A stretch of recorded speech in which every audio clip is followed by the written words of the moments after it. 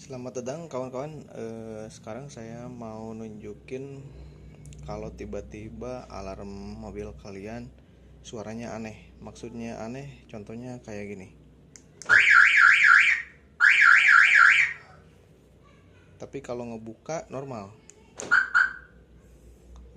Dari yang saya baca di internet, ini tuh problemnya ada di sensor kap mesin. Kita buka aja.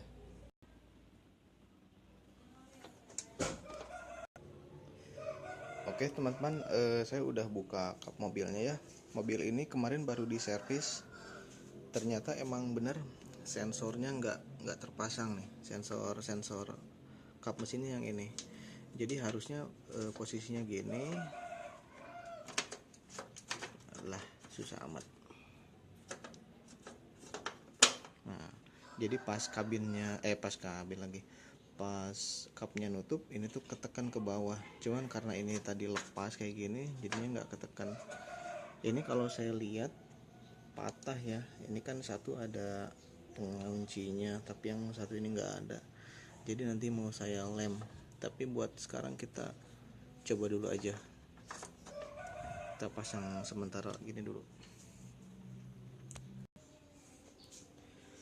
Oke, barusan udah dipasang. Sekarang kita coba lagi. Oke, udah normal. Berarti saya tinggal masang itu pakai lem atau apalah biar nggak lepas lagi. Terima kasih sudah menonton.